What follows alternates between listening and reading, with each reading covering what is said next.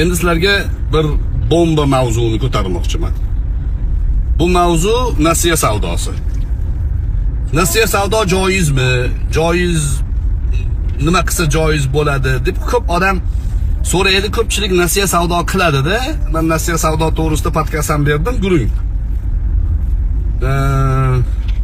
Ko'pchilik o'sha joizini ushlab olganda, undan u yog'ida musulmon odobiga, insoniy muruvvatga to'g'ri kelmaydigan ishni qilishadi.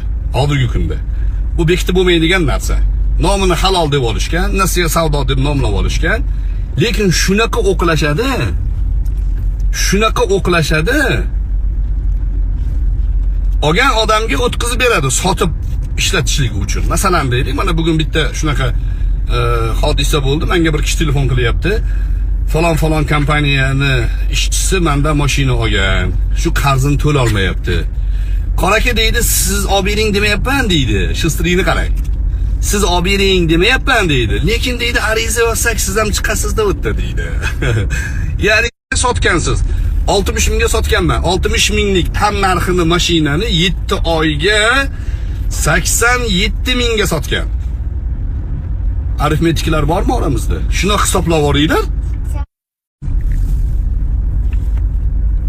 Do'stlar, nasiya savdo zaruratdan joiz. Bir odamni naqd puli yo'q, nasiya savdo qilib turib, shu nasiya savdo orqali ishini yurg'izib yuborish imkoniyati bo'lsa, mana shunga o'xshagan narsalarda nasiya savdo durust. Gapirtirmay turinglar. Nasiya savdo durust. Lekin qarshingizda turgan odamni 50 minglik mashinani tan narxini 60 mingga hisoblab, 60 mingni ustiga 50%, 50 ga yaqin, ya'ni 27 ming qo'ygan.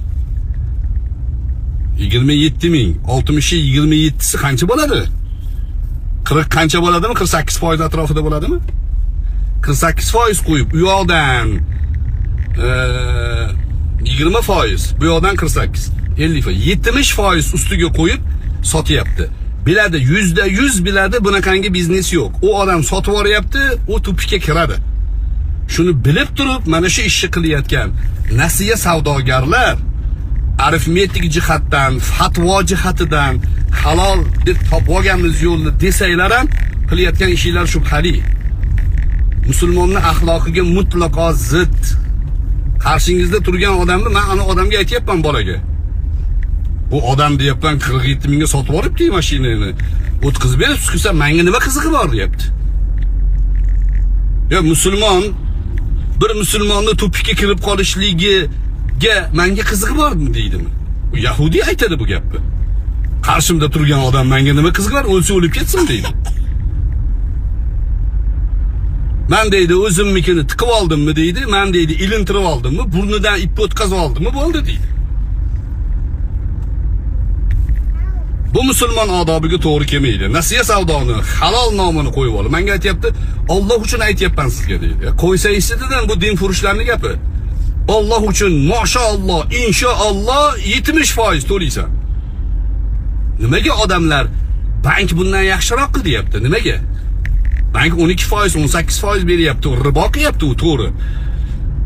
Nimaga siz bankdan ribo bizniki halol deyapsiz-da? Musulmonni tupikka tiqyapsiz. Nimaga? Ha? Shantaj qilish, ya'ni seni yuzing bor, seni ustingdan yozamiz qilish, hammasi sutxo'rri taktikasi.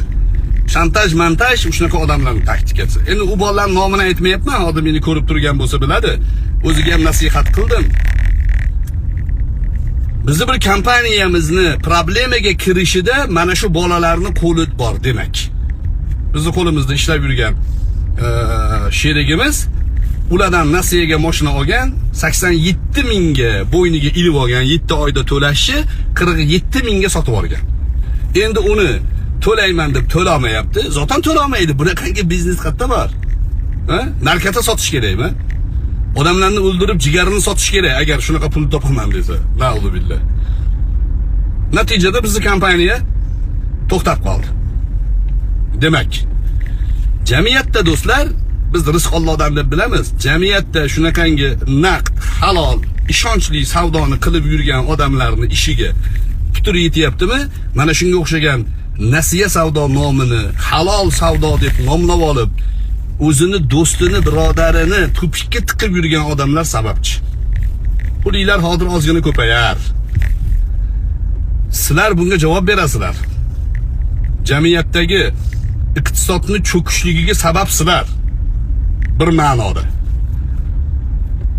Chunki nasiyada do'stlar, masalan, sotayotgan odam o'ylash kerak. Men bu odamga nasiyaga sotyapman, haqiqatda shunga zarurati bormi? Ertaga tupikka kirib qolmaydimi? To'lash qobiliyati bormi? Kabi savollarni bu o'ylab chiqish kerak. Javobini topgandan keyin bermasligini hal qilish kerak. Xo'p, aytinglarchi menga 87 ming dollarga bay qilyapti. 47 mingga sotib olyapti, ko'zini oldida o'tkazib beryapti. Qancha bo'ladi? Boring 50 ming deng mashinaning narxi. 37 ming qo'yyapti. 7 oyga. 7 oyga 37 ming dollar foyda ko'ryapti. 50 minglik оборотdan 50 ming tikyapti, 37 ming ko'taryapti. Hayolida. Ha. Halol savdo, nasiya savdo deb qilish mumkin. Bank 18 berayotgan bo'lsa riboni, siz 17 bering. Zo'r taklif. Katta pul tiking. Hamma ehtiyoji bor odamlarga nasiya savdo qiling. Nomer 1 bo'lasiz. Nomer 1 nima bo'ladi o'zbekchasiga? Number 1. Bu inglizchasi. Xo'p. Birinchi raqamli savdogar bo'lasiz. 17% bank berayotgan bo'lsa, siz 15% bering. Bering, odamlarning ehtiyojini qondiring, haqiqiy muhtojga yetkazing, shu nasiya savdoni yurg'izing qani. Malikada iPhone sotish ekan. 10 ming dollar bilan boshladim deydi bittasi. Hozir 800 ming oborotim bor deyapti. Qanaqa qilib qilasan desam, 6 oyga beradi, 3 oyga beradi. 1000 dollarlik iPhone 1,5 ming dollarga sotadi. 50% qo'yadi. 50 oddiysi. Ko'chadagi mashinalar 30-35%. U anu tanini ustiga qo'yayotganini bekitib qilishadi uni. Qaraka, siz yaqinsiz, taniysiz, sizga 20 talik deb qo'yadi. Men tanishim, misol uchun, men ehtiyoj bo'lganda olaman, to'g'ri. O ehtiyoj bo'lganda olish kerak. 20% qilib bersa, qarsak chalyapmiz, tanishiga qilib beryapti. Hammaga qilib bering, musulmon bir-biriga hammasi tanish. Hammamiz tanishmiz bir-birimizga. Menga nima deyapti ana u bola? Ha, o'lcha o'lib ketmaydimi deyapti.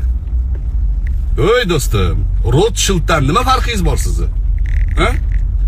Rothschild taktikasi qarzni to'la olmaydigan odamga berdim degan. Qarz qilib qo'yadi, sanat to'la olmasligini bilib berdik, chunki uni keyin biz ishlatdik degan. Abror Muxtor Ali, Alloh uchun sizga eslatyapman. Olib demayapman, lekin mabodo ariza yozsak sizga jabr bo'lsin deyapmiz-da deyapti. Voy, mehribonim ey. Yomon mehribon ekansiz-da menga. Meni o'ylaganingizni qarang ey. Voy. Farzandingizni o'ylamay, meni o'ylaganingizga tashakkur lekin.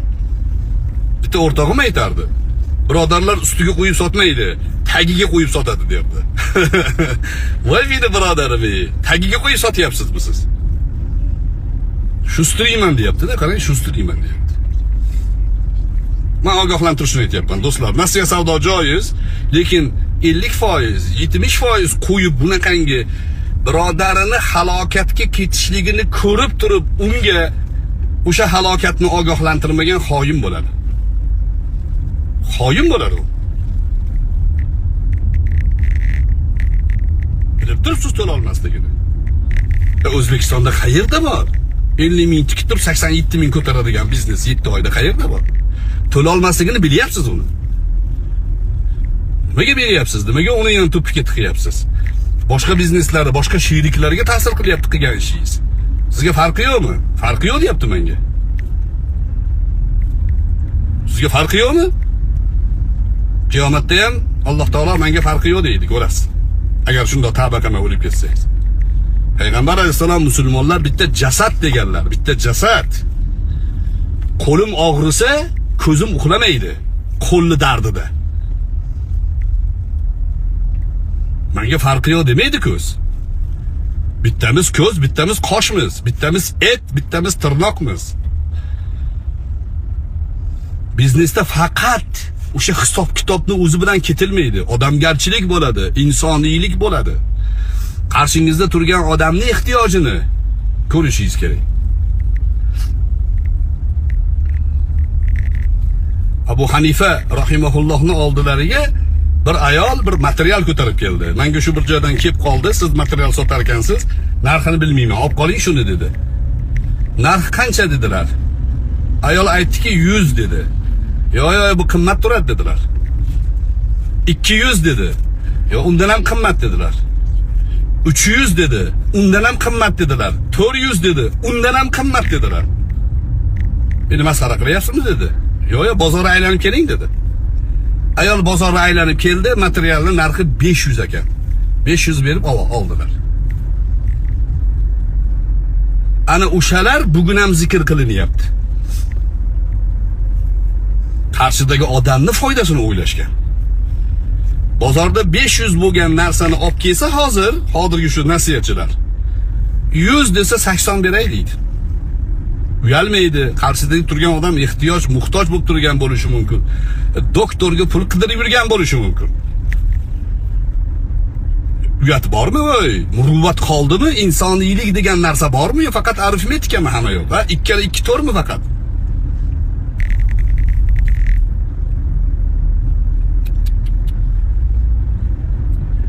Halol savdo degan hamma odamga ishonmang do'stlar. Zarurat bo'lmasa, ehtiyoj bo'lmasa, nasiya savdoga kirmang. Qarz u. Payg'ambar alayhissalomni eng ko'p qilgan duolardan bittasi, har kuni yotishda qilgan duolardan bittasi, Allohumma inni a'udhu bika minal ajzi wal kasal wal bukhli wal jubun va g'alabati dayni va qahrir rijal deganlar. Qarzga botib qolishlikdan, odamlarni qahridan panoh tilayman deganlar. Minal mag'rami wal ma'tham deganlar ba'zi rivoyatlarda. Qarzga botib qolish, gunohga kirib ketishdan panoh so'rayman. Qarz gunohga olib boradi. Voy, qarz bilan o'lgan odamning janozasini o'qimagan Rasululloh. Nasiya savdo qilib yurganlar qarzni yengil sanayapsiz. Qancha odam o'lib qolyapti qarz bo'ynida qarzi bilan.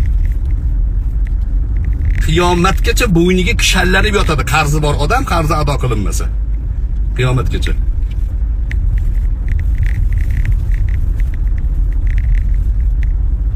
Bir odamning janozasiga keldilar. Qarzi bormi buni dedilar. Ha, qarzi bor deydi. Kim to'laydi dedilar. To'laydigan chiqmadi.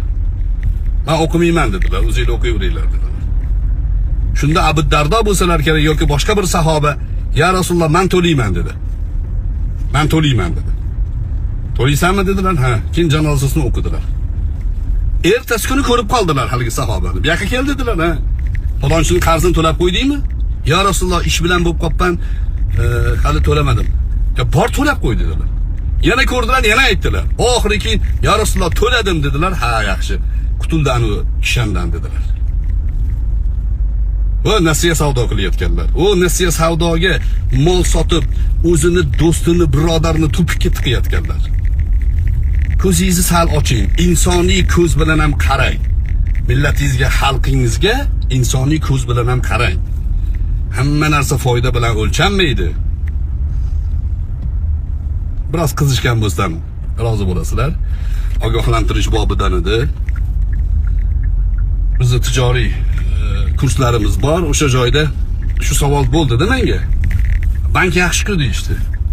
12%, 15% beradi dedi. Albatta uniki kapitalizmlik. Ha, biz birodarlarimiz dedi 25 eng yaqiniga beradi, bo'lmasa 30 dedi. Tanigan qo'yadi dedi. Aylanib o'rgilib dedi 50 ga chiqib ketadi. Qayerda bor bunaqa biznes? Yo'q-ku. To'lamaydi-ku, aniq ko'rinib turibdi-ku. Shu to'g'ri emas. Shu insoniylik jihatdan, muruvvat jihatdan to'g'ri emas. Ogoh bo'lamiz. Halol savdoni insoniy muruvvat bilan amalga oshirishda baraka bor. Shuni o'ylaymiz. Assalomu alaykum va rahmatullohi va barakatuh. Yana bitta qiziq iqtibos keltirib beray. Bizda o'sha halol savdo, halol deb yurgan odamlarning ko'pchiligi Imom Buxoriyning avlodimiz, Imom Termiziylarning avlodimiz deydi. Imom Termiziylar, Imom Buxoriylar bizga sharaf qoldirgan. Ularni savdolarini ko'rsangiz, mutavotir darajada kelgan xabarlarni o'qisangiz, haqiqiy inson bo'lganda shular deysiz. İnson nomiga loyiq inson bo'lishgan. Turklarda bir odamni maqtasa, adam gibi adamsın deydi. Haqiqiy inson bo'lgan ular. Ular bizga shunaqa sharaf qoldirdi. Biz nima qoldiramiz kelajak avlodga? Bundan 500 yildan keyin bizni avlodlarimiz chiqib olib, bizni ota bobolarimiz Damiyangir, Ongir deb yurgan deydimi? Ya shuni qoldiryapmizmi? Nasiya savdoda birodarini o'qlagan, yomon o'qlab qo'yganda, lekin shuni qoldiryapmizmi? Abram Muxtar Ali sizni o'ylayapman Alloh uchun. Lekin sizdan yozib olamiz lekin. Shuni qoldiryapmizmi? O Damiyangirlar, Ongirlar. Estağfurullah va atubu ilay. Yo'q do'stlar. İnsoniylikni bitta siz qiling. Menga aytayaptiki, hamma qilyapti-ku shu ishni deyapti. Haligi bola. Hamma zino qilsa, hamma aroq ichsa qilaverasizmi? O, Damiyangir.